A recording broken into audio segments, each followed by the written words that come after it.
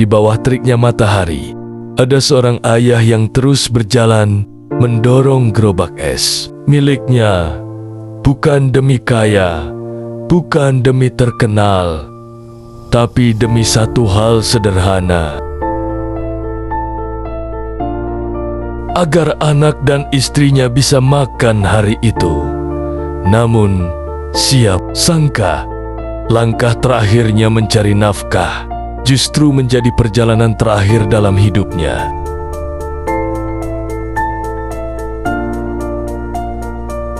Namanya Pak Rahmat. Usianya hampir 58 tahun. Tubuhnya kurus. Kulitnya gelap terbakar matahari. Tangannya kasar karena puluhan tahun bekerja di jalanan. Sejak muda, Pak Rahmat hanyalah penjual es keliling. Setiap pagi, ia bangun pukul 4 subuh, membuat es, memasukkan sirup, mengisi termos, lalu mendorong gerobak tuanya menyusuri kampung demi kampung.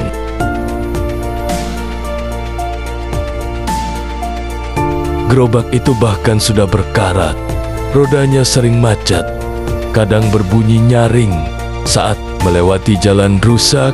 Namun Pak Rahmat tak pernah mengeluh, karena baginya, selama tangan masih kuat bekerja, aku tidak boleh menyerah.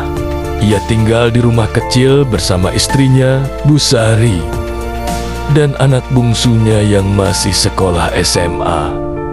Penghasilannya tak seberapa. Kadang hanya membawa pulang Rp40.000 sehari. Kadang lebih kecil dari itu. Namun ia selalu berusaha tersenyum di depan keluarga. Beberapa tahun terakhir, jualan Pak Rahmat semakin sepi. Anak-anak sekarang lebih suka minuman modern. Banyak minimarket berdiri. Cuaca juga sering tak menentu. Kadang hujan turun sepanjang hari hingga dagangannya tak laku. Namun kebutuhan hidup terus berjalan. Anaknya harus bayar sekolah, listrik menunggak, istrinya mulai sering sakit-sakitan. Bahkan Pak Rahmat sendiri sebenarnya sudah lama mengidap sesak napas. Tapi ia menyembunyikannya. Ia takut jika berhenti bekerja, keluarganya tidak makan.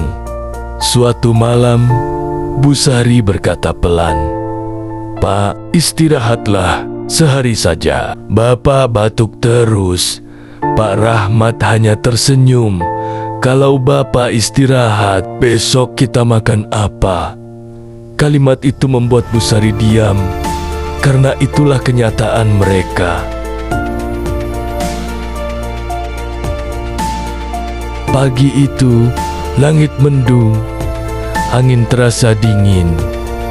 Pak Rahmat tampak lebih pucat dari biasanya. Ia beberapa kali batuk sambil memegang dadanya. Namun seperti biasa, ia tetap menyiapkan dagangan.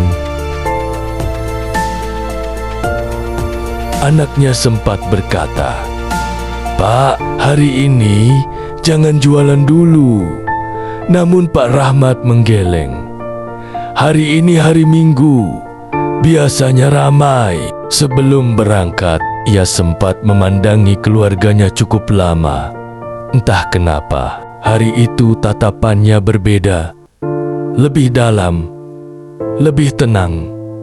Ia lalu berkata, "Kalau nanti Bapak sudah nggak kuat kerja, kalian jangan sedih, ya."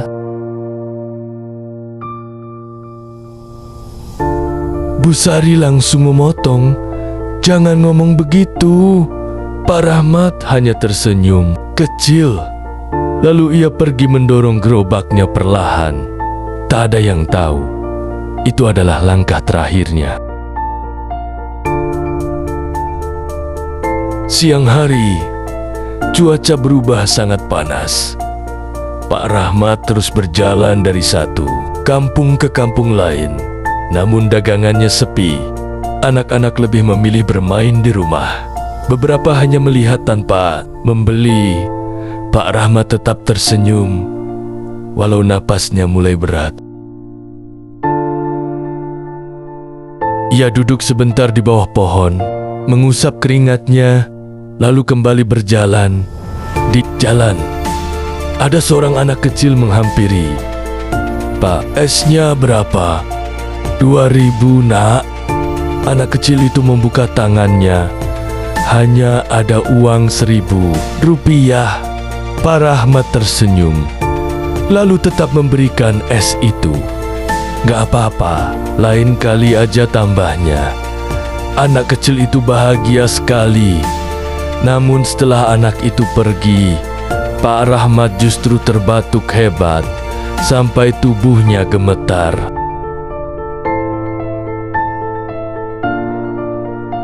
Sore menjelang, Pak Rahmat masih berjalan pelan.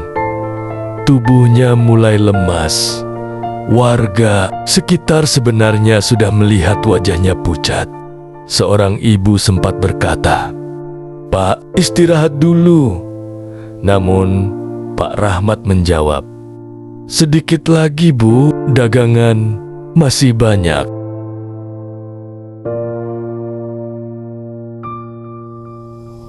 Tak lama kemudian, di pinggir jalan yang sepi, Pak Rahmat berhenti. Tangannya memegang dada. Napasnya tersengal, gerobaknya perlahan terlepas. Tubuhnya limbung dan berukek-pak. Rahmat jatuh di samping gerobak es miliknya. Warga langsung panik. Beberapa orang berlari menolong. Ada yang memanggil ambulans, ada yang mencoba membangunkannya. Namun Pak Rahmat sudah tak sadarkan diri. Di tengah keramaian itu, es dagangannya mulai mencair perlahan. Di rumah, Bu Sari masih menunggu.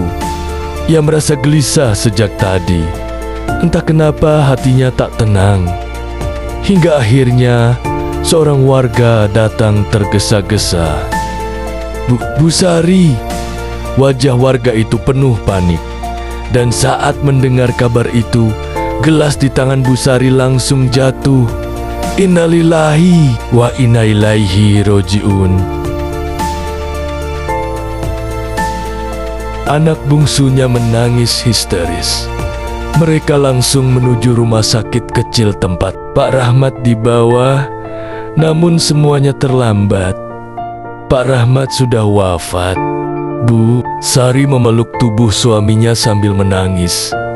"Bapak katanya cuma jualan sebentar." Tangisan itu membuat semua orang ikut menunduk sedih. Saat warga membereskan gerobak Pak Rahmat, mereka menemukan sebuah kantong plastik kecil. Di dalamnya ada uang hasil jualan hari itu. Jumlahnya hanya 27.000 rupiah. Namun di samping uang itu, ada secari kertas kecil, tulisan tangan Pak Rahmat. Isinya untuk bayar obat ibu. Warga langsung terdiam. Beberapa orang bahkan menangis. Seumur hidupnya, Pak Rahmat tidak pernah hidup mewah. Tapi sampai akhir hayatnya, ia tetap memikirkan keluarganya, bukan dirinya sendiri. Kabar wafatnya Pak Rahmat pun mulai menyebar. Banyak warga berdatangan. Mereka baru sadar selama ini ada sosok sederhana yang dayam-dayam berjuang luar biasa.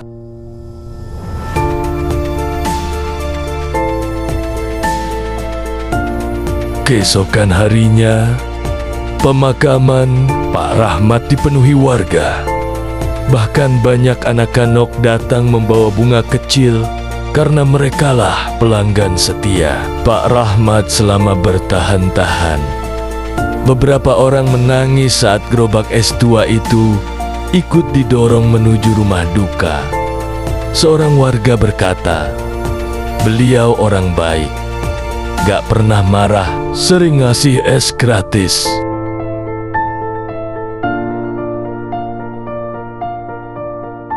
Anaknya berdiri di dekat makam sambil menangis. Ia berkata pelan, "Pak, aku janji akan lanjut sekolah.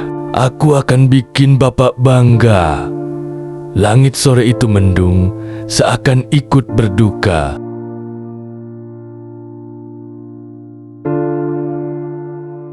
Kadang, orang yang paling lelah justru adalah orang yang paling jarang mengeluh. Mereka diam-diam berjuang, menahan sakit, menahan lapar, demi orang yang mereka cintai. Dan seringkali kita baru menyadari betapa berharganya seseorang setelah mereka pergi selamanya. Jika hari ini orang tuamu masih bekerja keras, peluk mereka, hargai mereka, karena kita tidak pernah tahu kapan langkah mencari nafkah itu menjadi langkah terakhir. Semoga semua pejuang nafkah selalu diberi kesehatan. Dan untuk mereka yang telah pergi demi keluarga, semoga mendapat tempat terbaik di sisi Tuhan. Kalau kalian terharu dengan perjuangan Pak Rahmat, jangan lupa subscribe, like, dan bagikan cerita ini, karena masih banyak perjuangan orang tua di luar sana yang layak untuk dihargai